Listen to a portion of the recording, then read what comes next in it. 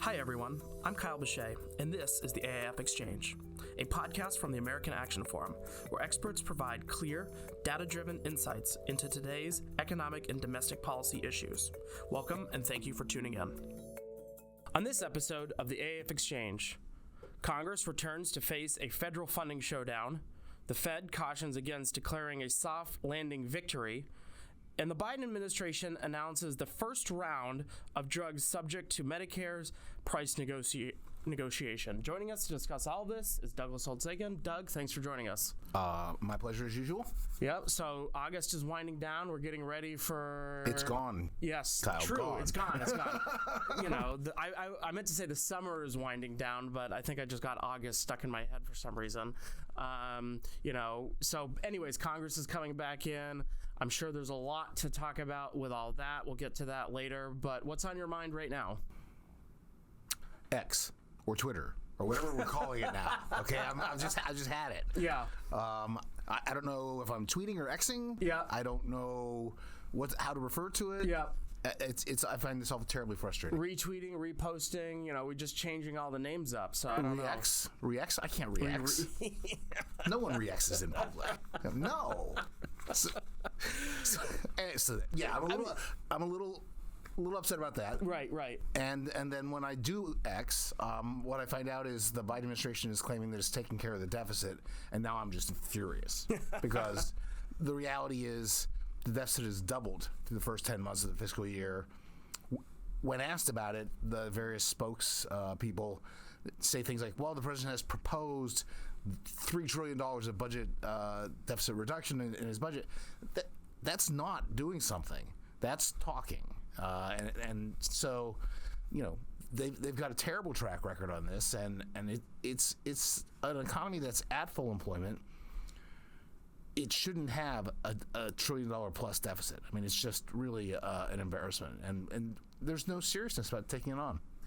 Yeah, I mean, this is that claim that they continuously repeat on, about his record on fiscal responsibility and fiscal sobriety, that he's cut the deficit because of certain legislations he's only looking at, but not looking at the full picture. I mean, the reality is this: in April of 2020, we lost 20 million jobs in a month. The unemployment rate went up by 10 percentage points. The economy cratered to a degree that was simply unprecedented, and it rebounded.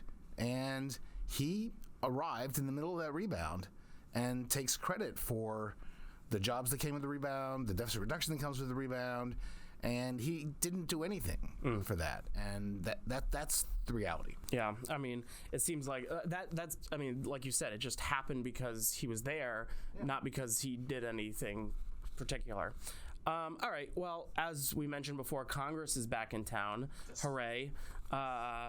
It faces a daunting September to-do list. I mean, it's quite extensive. And, they don't have a lot of time to get a lot of this stuff done. And the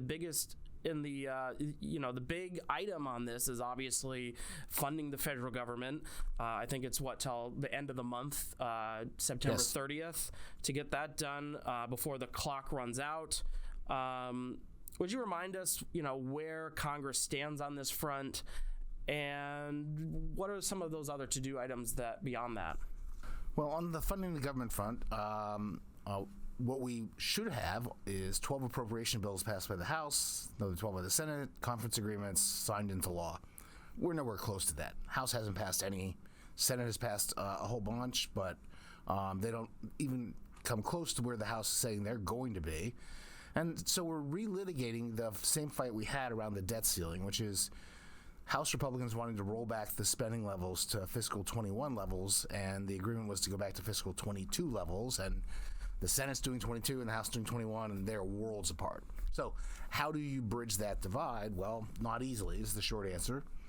There has to be some sort of temporary funding and continuing resolution, but there have been some in the House who've sworn they will not pass a continuing resolution. So, the public statements indicate a complete impasse, but, the next step, as near as I can tell, will be next week the Senate will take up what they are calling a mini bus, which is several of their Senate-passed appropriations bills packaged into a single bill with a CR, pass that, send it over to the House, and see what they do. And so stay tuned. It's going to be, I think, difficult at best. We're going to have a variety of stopgap measures between now and the end of the year until they finally get this all sorted out. Mm-hmm. What about some of those other issues? The NDAA is still out there. Oh, they have so much work to do. They have the NDAA, they have the FAA reauthorization, they have a farm bill they have to do, a National Flood Insurance Program, my personal favorite, going to expire on September 30th. And we're in hurricane season. And so, these things really are things they have to get done, and how are they going to? The usual approach is tack them onto the must-pass piece of continuing resolution legislation, but if that's not must-pass in the eyes of House Republicans, it might not happen. Yeah, I mean, you wrote an interesting dish a couple of days ago about your favorite topic, the flood insurance program, saying that, they do tack on these short-term extensions, but, it's really not great for the program itself to continue doing that. I mean, is there any hope that they could get a longer-term solutions on some of these broader measures? It's been a decade since then anyone was serious about reauthorizing the flood insurance program and modernizing the flood maps so that we know what is genuinely at risk for flooding. And with both coastal sea level rise and with weather patterns, those aren't the same as they used to be. And pricing them appropriately. It's a radically underpriced program. I thought this administration would take the hardline economist view of the universe, which is let's say we have an increased risk of a flood here. We have to charge a higher premium for flood insurance there. That will keep people from building in environmentally sensitive places, and that would be a good outcome from their perspective. But they haven't used the tool that they have available. I don't know why. Yeah, I mean, this administration really seems like they care. I mean, one of their two big things you always hear them talk about is the climate-related issues that they're trying to tackle, and it doesn't seem like they're. One of the best things you can do to mitigate the impact of climate change, to adapt, is to price insurance appropriately so that people have market incentives to avoid exposing themselves to whatever climate changes we're experiencing. Mm-hmm. Interesting. I mean, so, we like to talk about the economy a lot on this podcast. And so assume for a second they don't get a deal on funding the government, the big ticket item here. How could a shutdown impact the economy?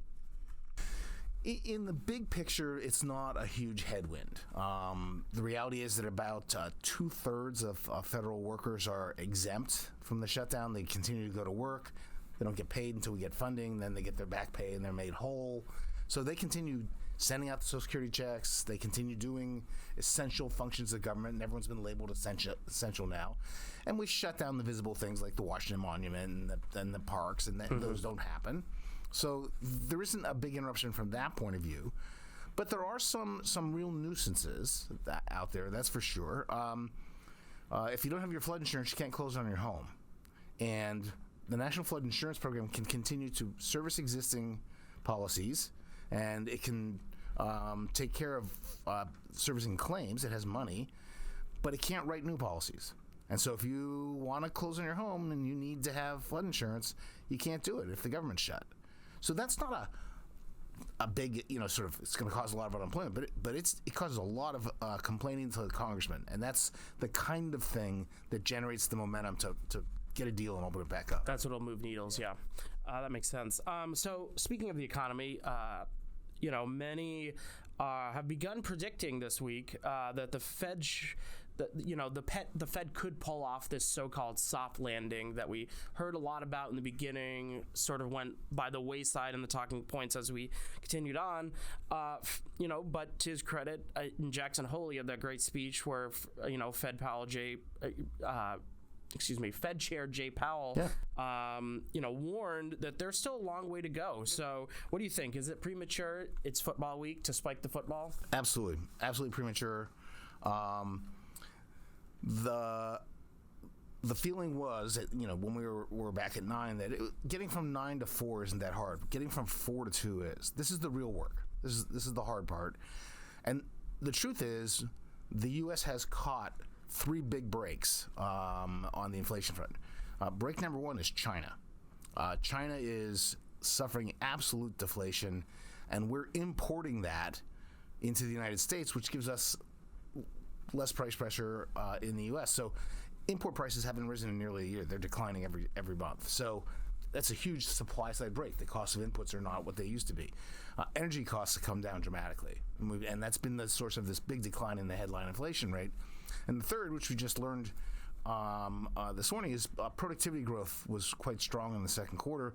And now year-over-year productivity growth has broken into positive territory for the first time since last quarter of 2021. So, if you're getting supply side breaks, you don't have to hammer demand as much. You don't have to bring down employment as much. You don't have to do a lot of things the Fed thought they might have to do. And so it looks like the soft landing's here, right? Mm-hmm. Unless those go away. Right. And the energy price thing probably will go away. China, hard to say. That really a mess right now. And productivity growth is quite erratic. So we'll see. Mm-hmm. Yeah, off air, I think a couple of days ago we were talking about the Cleveland Fed tracker that shows that things might not be as rosy. If you look at the Cleveland Fed's nowcast for CPI inflation, that takes whatever you learned during the course of the month and tries to forecast that month's CPI inflation rate. They're at 0.8% for August on the top line CPI. That's basically gas prices going back up, energy prices going with it. So that's an over 9% annual rate. That'll wake people up. The core is at 0.4, so you're up there at nearly 5% on the core. That's just an unwinding of the good luck we've had. Mm-hmm. So probably a mild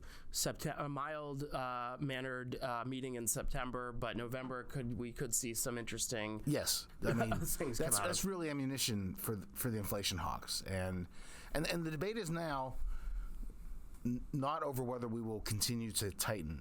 They will. The question is, will it be passive?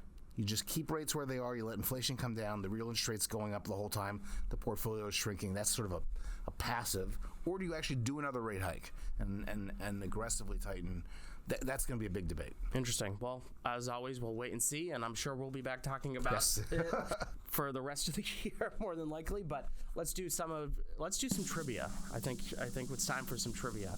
Didn't feel like that, but anyway. I tried to make it easy this week, but Angela, when she was going through and editing, said this was the one I had was too easy, so she had to make it a little on the harder side for you. Listeners, so I'm launching a protest.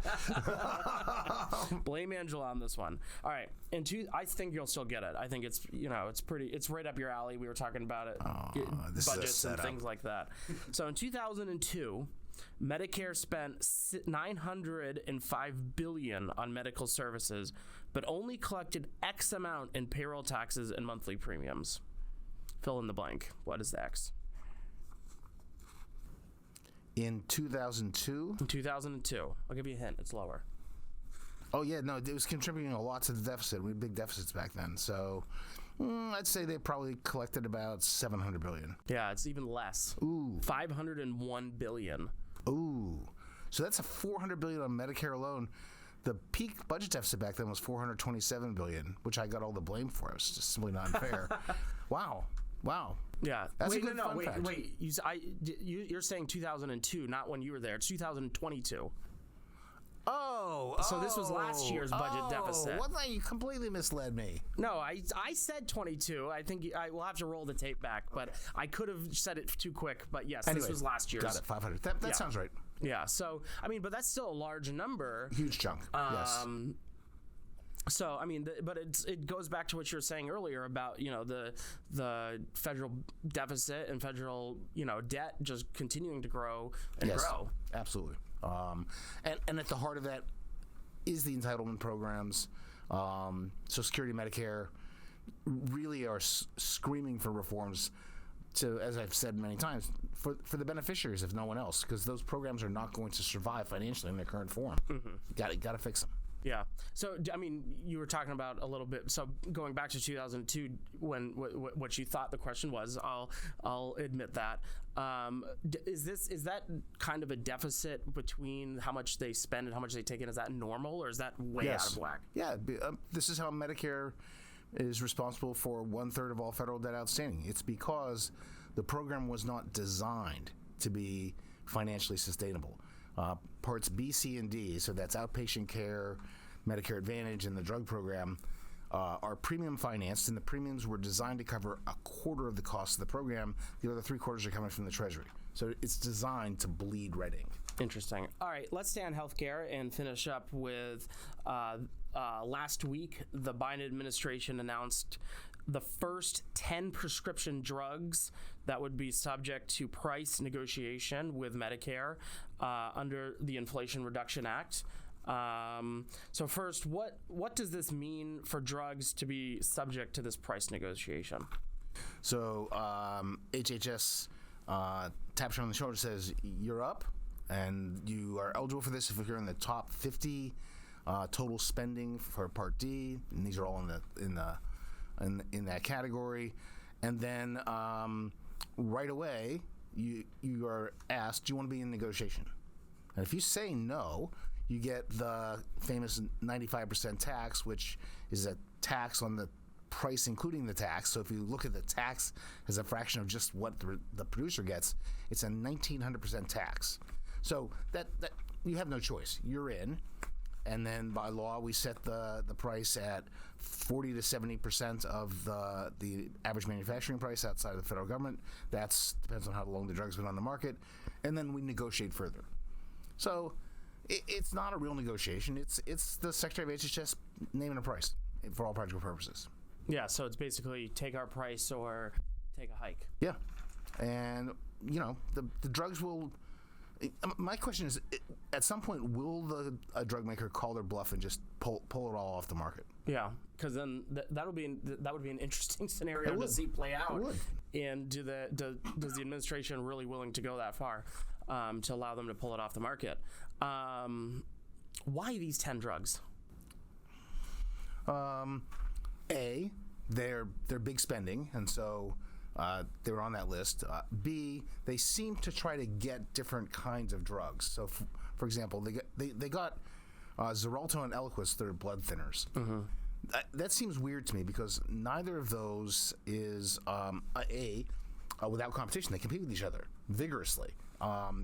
B, they aren't that expensive. These aren't the poster child for the $100,000 treatment drug. These are things that cost hundreds of dollars for beneficiaries. Excuse me. And then there's the real chance that because of the nature of the competition, which is giving rebates to try to get a preferred placement on the formularies, preferred placement usually means no copay, that if they cut the price, they're going to stop that. They're not going to do rebates.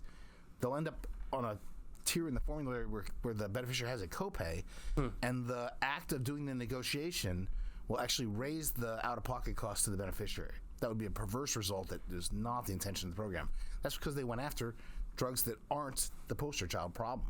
And then they seem to go after to make sure they got an insulin as well. So they bundled together for drug number 10 two different kinds of insulins because they're the same delivery mechanism. It doesn't look like that's consistent with the statute, but they did it.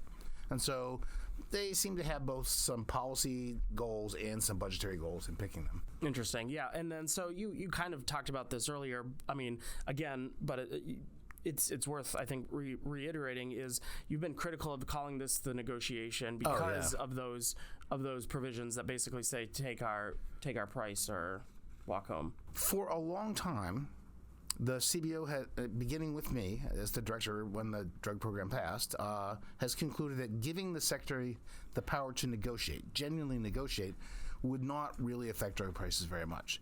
And the reason is the secretary doesn't have anything to offer to get in exchange for a lower price. What a typical drug plan does is they go to the manufacturer and say, I've got a couple million members, and I can give you the preferred tier. And I won't use that other drug from your competitor. So here we go. They get a better price. The Secretary of HHS doesn't have a formulary. They're never going to say, our seniors can't get this drug. We're going to pick this one and not that one. So that's gone. They don't have any more beneficiaries than the plans have. The plans have the beneficiaries. The Secretary of HHS doesn't have anything with which to genuinely negotiate. So what they did is they gave them, something to, quote, negotiate with, and that's a ruinous tax. And so giving the secretary the actual power to negotiate just a budgetary non-starter. That's the problem. So I mean, there was an interesting report in, I think it was the Wall Street Journal this morning about how inflation in healthcare is going up, and it could we could see a lot higher premiums because of that over the next year. Would this contribute to that problem, or is there some? So drugs have never been the main reason for healthcare cost inflation. Yeah. The vast majority of American healthcare spending is in hospitals and on docs, and that's where the real inflation problem is. Drugs are always the poster child, but they are quantitatively the important problem. Gotcha. Yeah, because I think there was some part of the report where it's talking about some of those longer-term drugs, but doesn't seem like like you were saying, it's mostly the emergency room and doctor issues. Yeah. Interesting. Well, I'm sure we'll be continuing to talk about this. Yes. Because as we know, healthcare is going with the campaign around the corner. I have to imagine healthcare will come up a few times. Yes, never goes away. That's for sure. In the short term, though, who you got this weekend? Anybody? Football season's back. You must be as excited as I am. The Steelers have dramatically upgraded their team. I think that's fair to say. They're in a horrifically difficult division. Everyone in there is real good, so I'm not going to declare them odds-on favorites to win the division or go to the Super Bowl, but they're going to be competitive every week this year. I'm looking forward to it. Yeah. You get your rant at the beginning of every podcast, and I never get to do one, but this time I'm going to say the Patriots are going to have a better record than the Steelers, and I'm tired of all these sports reporters trashing the Patriots. So I'm going. I'll be in a much different spot 8 weeks from now, but it'll be fine. We'll let the sports reporters stop trashing them. I'll take care of it myself. Perfect. I can't wait. Looking forward to it. Well, thanks again, Doug, for joining us. My pleasure. I hope you enjoyed this conversation. Tune back in for our next episode, where our experts will provide clear, data-driven insights into today's economic and domestic issues. I'd also encourage you to check out any of the links in our show notes, and also follow us on social media to learn more about AAF. Don't forget to subscribe on iTunes, Spotify, or Google Play.